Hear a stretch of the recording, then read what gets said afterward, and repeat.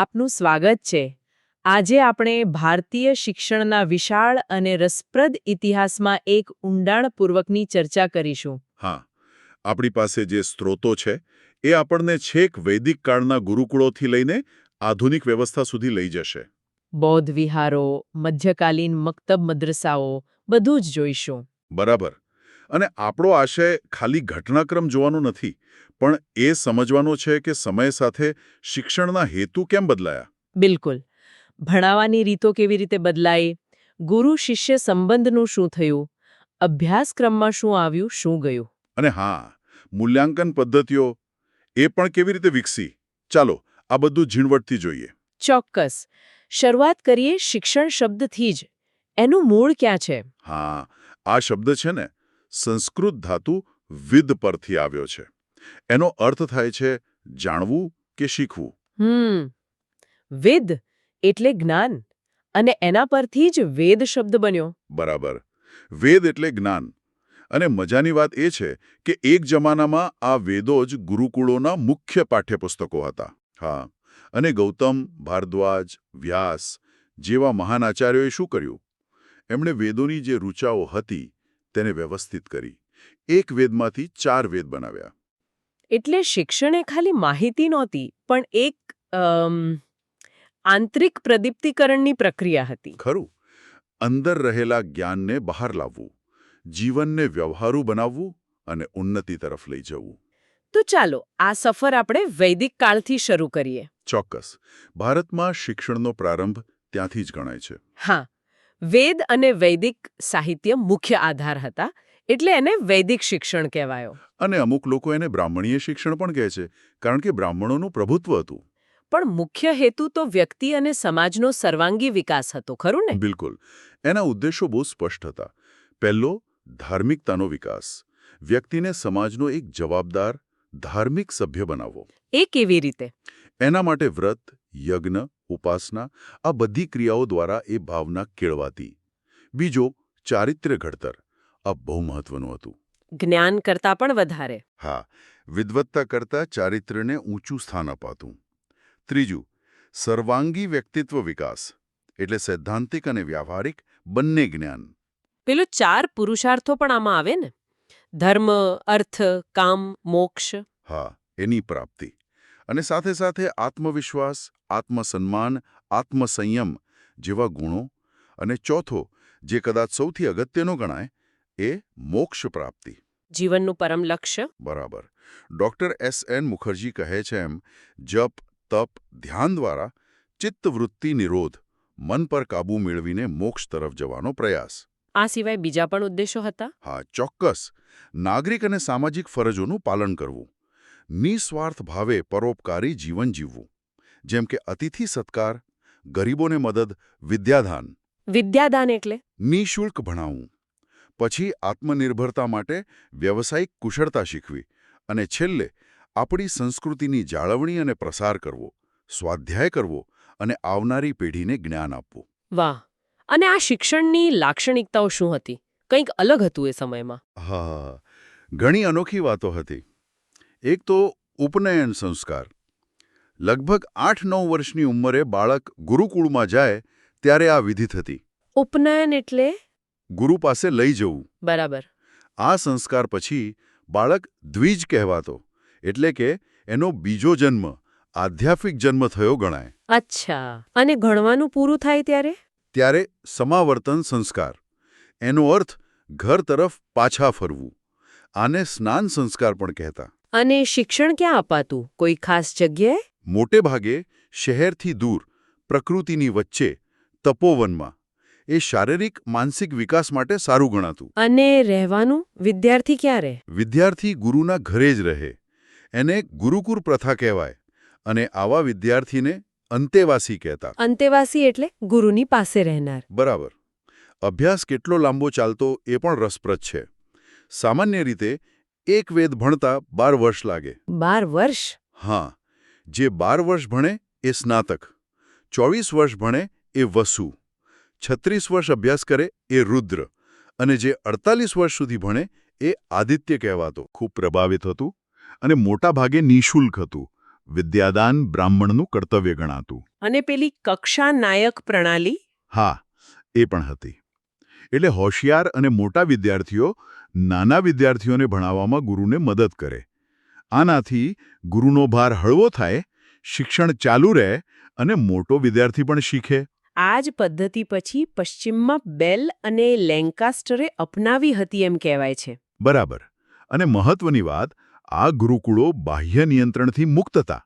રાજાઓ આર્થિક મદદ કરે, પણ સંચાલનમાં દખલ નહીં. તો ભણાવવાની રીત કેવી હતી? પુસ્તકો હતા કે નહીં? મુખ્યત્વે તો બધું મૌખિક જ હતું.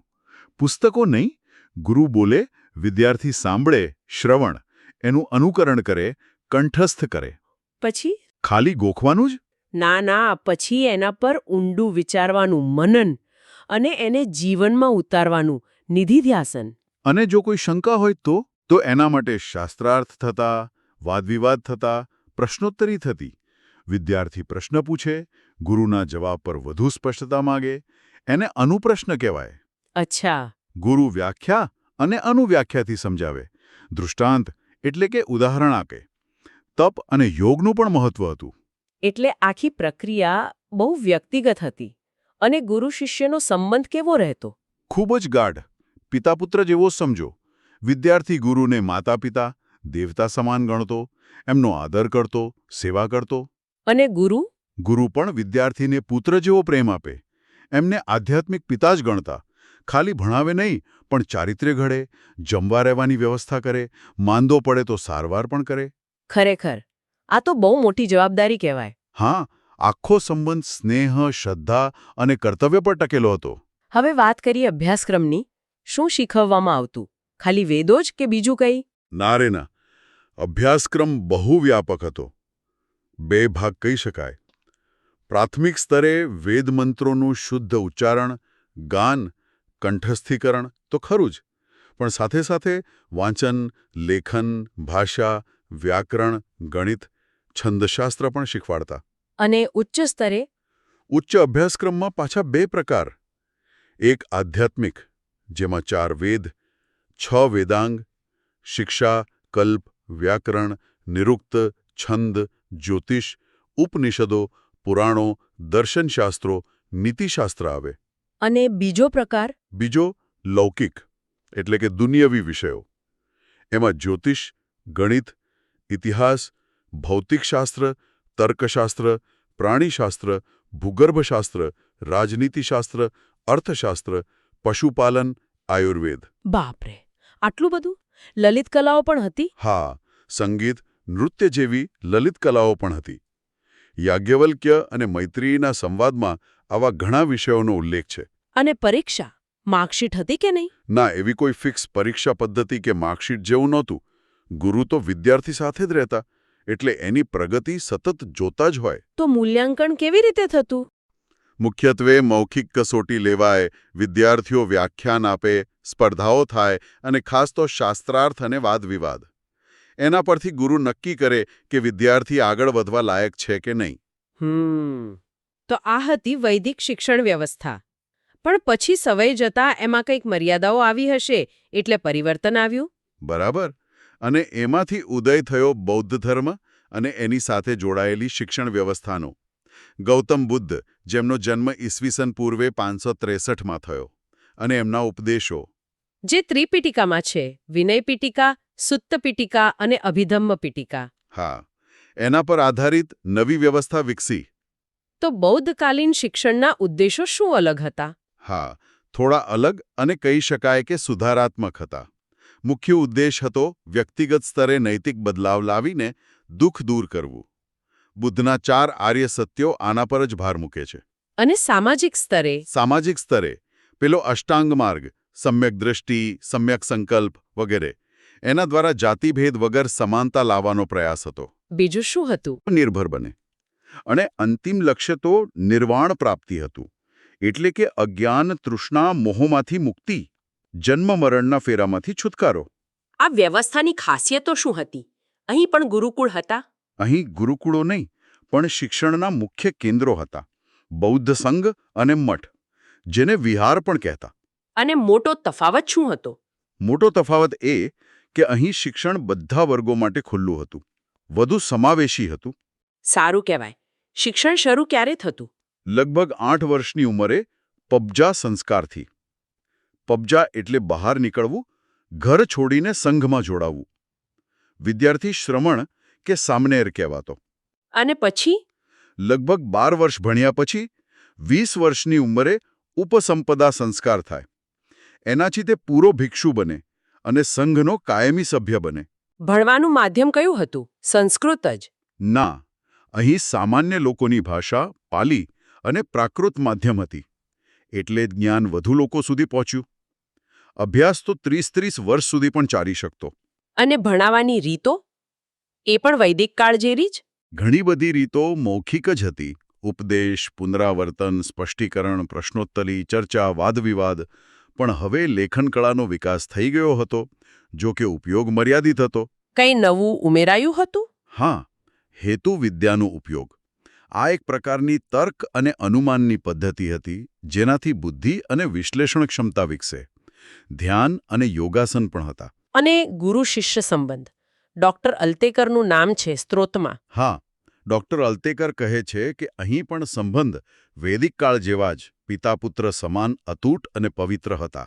પરસ્પર માન, વિશ્વાસ, પ્રેમ. વિદ્યાર્થી શું કરે અને ગુરુ શું કરે? વિદ્યાર્થી ગુરુની સેવા કરે, સાફ સફાઈ, વાસણ, ભિક્ષા વગેરે. અને ગુરુ, જે ઉપાધ્યાય કહેવાતા, એ વિદ્યાર્થીના માનસિક આધ્યાત્મિક વિકાસનું ધ્યાન રાખે. રહેવાની સગવડ આપે, બીમારીમાં સંભાળ લે. અભ્યાસક્રમ કેવો હતો? ખાલી બૌદ્ધ ધર્મ જ ભણાવાતો? ના, મુખ્ય ભાર નિર્વાણ પ્રાપ્તિ પર હતો, પણ અભ્યાસક્રમ વ્યાપક હતો. આધ્યાત્મિક વિષયોમાં બૌદ્ધ સાહિત્ય, નૈતિક સિદ્ધાંતો હતા. અને બીજું? વ્યાવસાયિક કૌશલ્યો પણ હતા.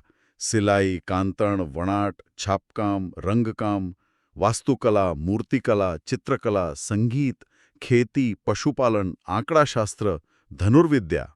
બાપ રે! હા, અને બિનસાંપ્રદાયિક વિષયો પણ હતા.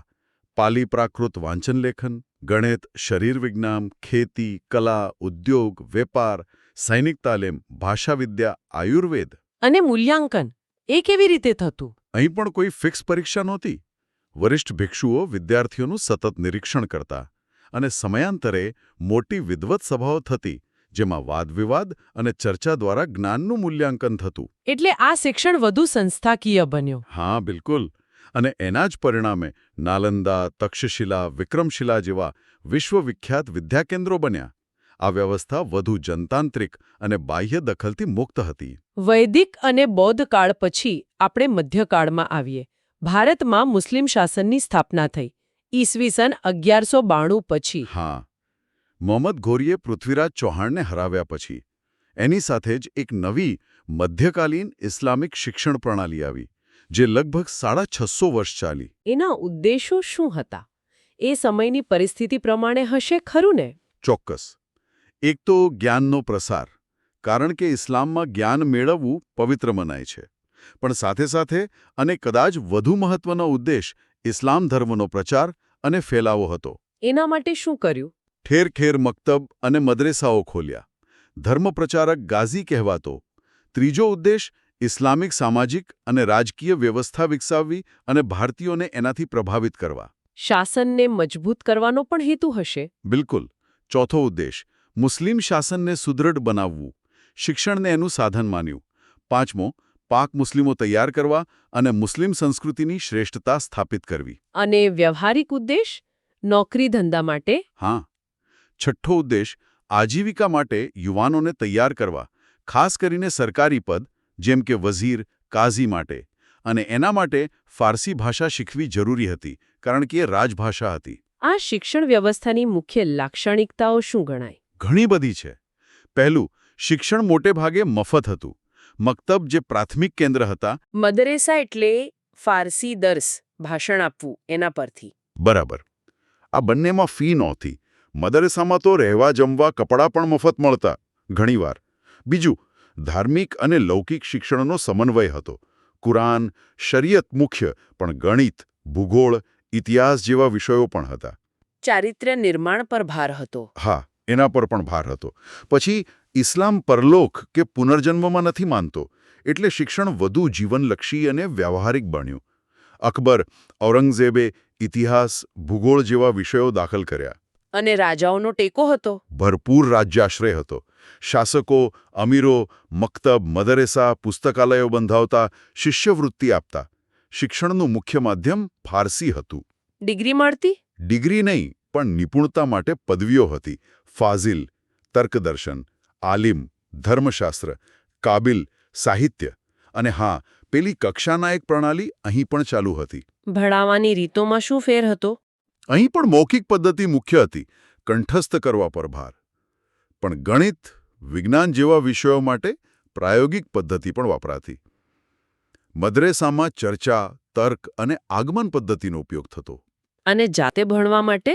હા, સ્વ-અધ્યાન માટે પ્રોત્સાહન હતું. મોટા પુસ્તકાલયો પણ હતા. ગુરુ શિષ્ય સંબંધ કેવા હતા? પહેલા જેવા જ? હા, ઘણા અંશે પિતાપુત્ર જેવા જ. શિક્ષક, જે ઉસ્તાદ કે મૌલવી કહેવાતા, એ ફી ન લેતા, રહેવા જમવાની વ્યવસ્થા પણ કરતા ઘણીવાર. બદલામાં શું અપેક્ષા રાખે? આદર અને સેવાની. શિક્ષક વિદ્યાર્થીના નૈતિક વિકાસની પણ જવાબદારી લેતા. સમાજમાં એમનું સ્થાન ઊંચું હતું. અભ્યાસક્રમ કુરાન આધારિત હતો એમ તમે કહ્યું. જરા વિસ્તારથી કહેશો? હા, કેન્દ્રમાં કુરાન હતું. વિદ્વાન ઇમામ ગઝાલીએ જ્ઞાનના 2 ભાગ પાડ્યા. ઉલમી શરિયા, ધાર્મિક જ્ઞાન, કુરાન, હદીસ, ફિક્હ.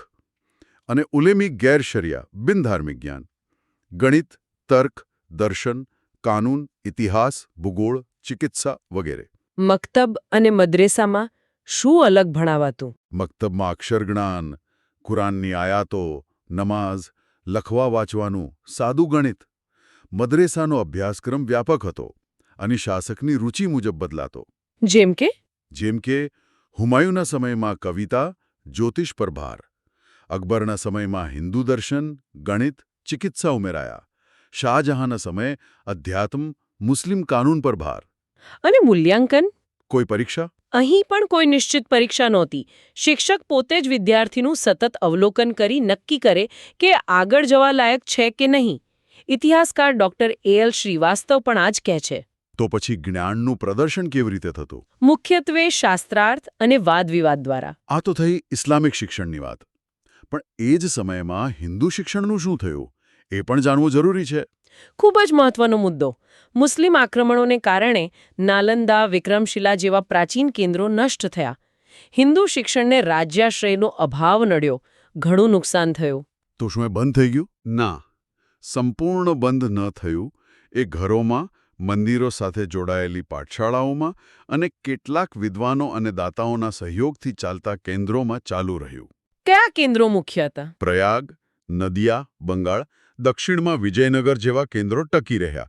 ન્યાય માટે નદિયા, વ્યાકરણ વેદાંત માટે કાશી, વેદપુરાણ માટે વિજયનગર જાણીતા હતા. અભ્યાસક્રમમાં શું હતું? મુખ્યત્વે વાંચન, લેખન, હિસાબ, ધર્મશાસ્ત્ર, નીતિશાસ્ત્ર, પુરાણો, કાવ્ય, વ્યાકરણ, સંસ્કૃત. પણ એ શિક્ષણ મોટેભાગે ઉચ્ચ વર્ણો પૂરતું સીમિત રહ્યું. અને સ્ત્રી શિક્ષણ? સ્ત્રી શિક્ષણ લગભગ બંધ જેવું થઈ ગયું અને સમાજમાં અંધશ્રદ્ધા, રૂઢિચુસ્તતા વધી. મધ્યકાળ પછી આપણે આવીએ આધુનિક સમયમાં શિક્ષણ વ્યવસ્થા 1.6 તરફ. આનો પાયો કોણે નાખ્યો? યુરોપિયનોએ. હા, મુખ્યત્વે યુરોપના ઈસાઈ મિશનરીઓ અને વેપારી કંપનીઓ, ખાસ કરીને ઈસ્ટ ઇન્ડિયા કંપની. શરૂઆતમાં કંપનીને શિક્ષણમાં રસ નહોતો. એમને વેપાર અને શાસન જ જોઈતું હતું. પણ પછી કંઈક કર્યું એમને. હા, વહીવટી જરૂરિયાત અને અમુક અધિકારીઓના કારણે થોડું ધ્યાન આપ્યું.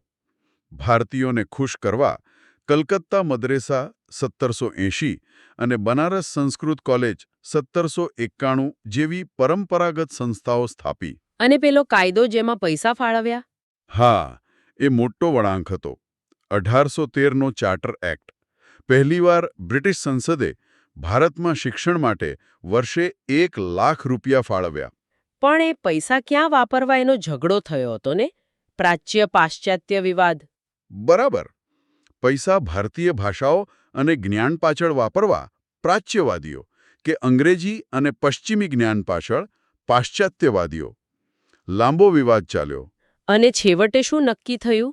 છેવટે લોર્ડ મેકોલેની 1835ની મિનિટ્સ અને રાજા રામમોહન રાય જેવા સુધારકોના સમર્થનથી ગવર્નર જનરલ લોર્ડ વિલિયમ બેન્ટિકે અંગ્રેજીને શિક્ષણનું માધ્યમ બનાવવાનું અને પશ્ચિમી જ્ઞાન વિજ્ઞાનને પ્રોત્સાહન આપવાનો નિર્ણય લીધો. મેકોલેનો હેતુ શું હતો? એનો હેતુ એવો વર્ગ બનાવવાનો હતો જે રંગે ભારતીય પણ વિચારે અંગ્રેજ હોય અને શાસનમાં મદદ કરે. સરકારી નોકરીમાં અંગ્રેજીને મહત્વ મળતા એ લોકપ્રિય બન્યું. મેડિકલ, એન્જિનિયરિંગ, લો કોલેજો પણ ખુલી. પછી આવ્યો વુડનો ખરીતો. એને ભારતીય શિક્ષણનો મેગ્ના કાર્ટા કહે છે, ખરું ને? હા, 1854નો સર ચાર્લ્સ વુડનો ખરીતો, વુડ્સ ડિસ્પેચ. એ મેગ્ના કાર્ટા એટલા માટે કે એ પહેલો વ્યાપક અને વ્યવસ્થિત સરકારી દસ્તાવેજ હતો શિક્ષણ માટે. પ્રાથમિકથી યુનિવર્સિટી સુધીના માળખાની વાત હતી એમાં. એણે શું ભલામણો કરી? એણે ભારતીય ભાષાઓનું મહત્વ સ્વીકાર્યું, પણ ઉચ્ચ શિક્ષણનું માધ્યમ અંગ્રેજી જ રાખ્યું. દરેક પ્રાંતમાં લોકશિક્ષણ વિભાગ, ક્રમબદ્ધ શૈક્ષણિક સંસ્થાઓ, વિશ્વવિદ્યાલયો, શિક્ષક પ્રશિક્ષણ, સ્ત્રી શિક્ષણ અને બીજ સાંપ્રદાયિક શિક્ષણની ભલામણ કરી. અને યુનિવર્સિટીઓ ક્યારે બની? આ ખરીતાના આધારે જ 1857માં કલકત્તા, મુંબઈ અને મદ્રાસમાં યુનિવર્સિટીઓ સ્થપાઈ. ત્યાર પછી પણ ઘણા કમિશન આવ્યા હશે ને? અને રાષ્ટ્રીય શિક્ષણના પ્રયાસો પણ થયા. હા, 1882માં હન્ટર કમિશન આવ્યું. એણે પ્રાથમિક શિક્ષણ સુધારવા અને એની જવાબદારી સ્થાનિક સંસ્થાઓને સોંપવાની વાત કરી. અને રાષ્ટ્રીય શિક્ષણ? એ જ અરસામાં રાષ્ટ્રીય શિક્ષણના વિચારો પણ જોરદાર બન્યા. અંગ્રેજી શિક્ષણના વિકલ્પ તરીકે ભારતીય સંસ્કૃતિ આધારિત શિક્ષણ માટે સંસ્થાઓ બની, જેમ કે પૂનામાં ફર્ગ્યુસન કોલેજ 1885, લાહોરમાં ડીએવી કોલેજ 1886 અને એની બેસન્ટની કાશીમાં સેન્ટ્રલ હિન્દુ કોલેજ 1898. લોર્ડ કર્ઝને પણ કંઈક કર્યું હતું. હા, લોર્ડ કર્ઝને 1899, 1905 શિક્ષણની ગુણવત્તા સુધારવાનો પ્રયાસ કર્યો, પણ યુનિવર્સિટી પર સરકારી નિયંત્રણ વધાર્યું. પ્રાથમિક શિક્ષણ, માતૃભાષામાં શિક્ષક તાલીમ, અભ્યાસક્રમ સુધારા પર ધ્યાન આપ્યું. અને ગોપાલકૃષ્ણ ગોખલે? એમણે 1911માં પ્રાથમિક શિક્ષણ મફત અને ફરજિયાત બનાવવાનો ખરડો રજૂ કર્યો, પણ એ પસાર ન થયો. 20મી સદીમાં અને આઝાદી પહેલા શું મહત્વનું થયું? પેલી ગાંધીજીની બુનિયાદી શિક્ષણ યોજના? 20મી સદીની શરૂઆતમાં યુનિવર્સિટીઓ વધી. બનારસ હિન્દુ યુનિવર્સિટી, મૈસૂર, પટના, ઓસ્માનિયા, અલીગઢ, લખનૌ, ઢાકા વગેરે. પછી ગાંધીજીનું અસહયોગ આંદોલન આવ્યો, 1920-22. એમાં સરકારી શાળાઓનો બહિષ્કાર થયો? હા, અને એની સાથે રાષ્ટ્રીય શિક્ષણ સંસ્થાઓને વેગ મળ્યો. બિહાર વિદ્યાપીઠ, કાશી વિદ્યાપીઠ, ગુજરાત વિદ્યાપીઠ, જામિયા મિલિયા ઇસ્લામિયા જેવી સંસ્થાઓ સ્થપાઈ. અને બુનિયાદી શિક્ષણ? એ આવી 1937-38માં વર્ધા યોજના તરીકે. એને બુનિયાદી શિક્ષણ કે નઈ તાલીમ પણ કહે છે. ગાંધીજીનો વિચાર હતો. એનો મુખ્ય વિચાર શું હતો? 7 થી 14 વર્ષના બાળકો માટે મફત અને ફરજિયાત શિક્ષણ, માધ્યમ માતૃભાષા, અને આખું શિક્ષણ કોઈ હસ્ત ઉદ્યોગ કે ઉત્પાદક કાર્યની આસપાસ કેન્દ્રિત હોય, જેથી બાળકો સ્વાવલંબી બને, શ્રમનું ગૌરવ સમજે. પણ એ પૂરી રીતે લાગુ થઈ શકી? ના, વિશ્વયુદ્ધ અને રાજકીય કારણોસર દેશવ્યાપી સ્તરે લાગુ ન થઈ. છેલ્લે 1944-45માં સાર્જન્ટ યોજના આવી, જેણે આઝાદી પછીના શિક્ષણ માટે રૂપરેખા આપી. 6 થી 14 વર્ષ માટે મફત ફરજિયાત શિક્ષણ, જુનિયર સિનિયર બેઝિક સ્કૂલ, 2 પ્રકારની હાઈસ્કૂલ અને 3 વર્ષનો ડિગ્રી કોર્સ. આઝાદી પછી શિક્ષણ માટે શું થયું? કયા કમિશન મુખ્ય હતા? હા, સ્વાતંત્ર્યોત્તર ભારતમાં 1.6 શિક્ષણનું પુનર્ગઠન મોટો પડકાર હતો. સરકારે ઘણા આયોગ બનાવ્યા. સૌથી પહેલા ડોક્ટર સર્વપલ્લી રાધાકૃષ્ણના અધ્યક્ષપદે વિશ્વવિદ્યાલય શિક્ષણ આયોગ 1948-49. એણે ઉચ્ચ શિક્ષણ સુધારા માટે ભલામણો કરી. યુજીસી આના આધારે જ બન્યું? હા, એની ભલામણ પરથી જ 1956માં યુજીસીની સ્થાપના થઈ. પછી ડોક્ટર લક્ષ્મણ સ્વામી મુદ્દલિયારના અધ્યક્ષપદે માધ્યમિક શિક્ષણ આયોગ 1952-53 આવ્યું. એણે માધ્યમિક શિક્ષણ સુધારવા, વ્યાવહારિક બનાવવા, બહુહેતુક શાળાઓ સ્થાપવા પર ભાર મૂક્યો. અને કોઠારી કમિશન, એનું નામ બહુ સંભળાય છે. બિલકુલ. કોઠારી કમિશન 1964-66 એ ભારતીય શિક્ષણના ઇતિહાસમાં સીમાચિહ્નરૂપ ગણાય. ડોક્ટર ડીએસ કોઠારી અધ્યક્ષ હતા. આ શિક્ષણ આયોગે શિક્ષણના બધા જ સ્તરો અને પાસાઓનો અભ્યાસ કરી રાષ્ટ્રીય વિકાસના સંદર્ભમાં ભલામણો કરી. એમનો રિપોર્ટનું નામ શિક્ષણ અને રાષ્ટ્રીય વિકાસ હતું, ખરું ને? હા, અને એમને મુખ્ય ભલામણો હતી આખા દેશ માટે એક સમાન શિક્ષણ માળખું 10+2+3, શિક્ષણને ઉત્પાદકતા સાથે જોડવા કાર્યાનુભવ અને સમાજસેવા ફરજિયાત બનાવવા, નૈતિક અને આધ્યાત્મિક મૂલ્યો પર ભાર, માધ્યમિક શિક્ષણનું વ્યવસાયીકરણ કરવું, શિક્ષકોની તાલીમ, લાયકાત, પગાર, દરજ્જો સુધારવો અને પેલું ત્રિભાષા સૂત્ર નિષ્ઠાપૂર્વક લાગુ કરવું. ત્રિભાષા સૂત્ર એટલે? એટલે હિન્દી ભાષી રાજ્યોમાં હિન્દી, અંગ્રેજી અને એક આધુનિક ભારતીય ભાષા, પ્રાધાન્ય દક્ષિણની, અને બિન હિન્દી ભાષી રાજ્યોમાં પ્રાદેશિક ભાષા હિન્દી અને અંગ્રેજી. હેતુ રાષ્ટ્રીય એકતા વધારવાનો.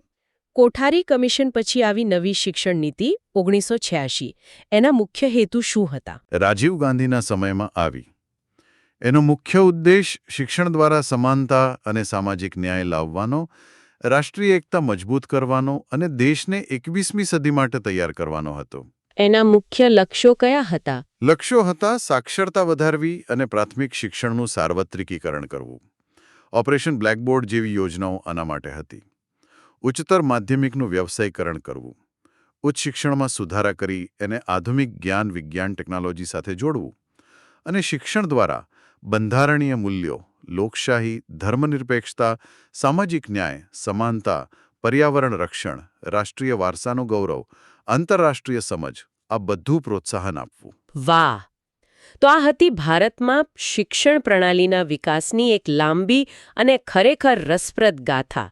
વૈદિક ગુરુકુળથી શરૂ કરીને બૌદ્ધ મઠ, મધ્યકાલીન મક્તબ મદ્રસા, અંગ્રેજી શાસનની શાળાઓ, યુનિવર્સિટીઓ અને આઝાદી પછીના પ્રયાસો સુધી. હા, અને આપણે જોયું કે દરેક યુગમાં શિક્ષણના ઉદ્દેશો, પદ્ધતિઓ, અભ્યાસક્રમ, માળખા બધું જ સમયની સામાજિક, ધાર્મિક, રાજકીય, આર્થિક જરૂરિયાતો મુજબ બદલાતું રહ્યું. દરેક પ્રણાલીની પોતાની ખૂબીઓ અને ખામીઓ હતી. બરાબર. અને આ આખી ચર્ચાનો અંતે એક વિચાર આવે છે. આપણે ઇતિહાસ જોયો, દરેક તબક્કે હેતુ બદલાયા, ક્યારેક મોક્ષ, ક્યારેક ધર્મ પ્રચાર, ક્યારેક શાસન, ક્યારેક રાષ્ટ્ર નિર્માણ. આજે જ્યારે આપણે જ્ઞાનના વિસ્ફોટના યુગમાં છીએ, ટેકનોલોજી સતત બદલાઈ રહી છે, આખું દુનિયા જોડાઈ ગઈ છે, ત્યારે આપણી વર્તમાન ભારતીય શિક્ષણ પ્રણાલીનું અંતિમ લક્ષ્ય શું હોવું જોઈએ? સારો પ્રશ્ન છે. આપણે આવનારી પેઢીને શું આપવું જોઈએ? કેવું જ્ઞાન, કેવા કૌશલ્યો, કેવા મૂલ્યો, જેથી તેઓ ભવિષ્યના પડકારોનો સામનો કરી શકે અને એક સારો સમાજ બનાવી શકે? આ એક એવો પ્રશ્ન છે જેના પર આપણે સૌએ ગંભીરતાથી વિચારવું રહ્યું.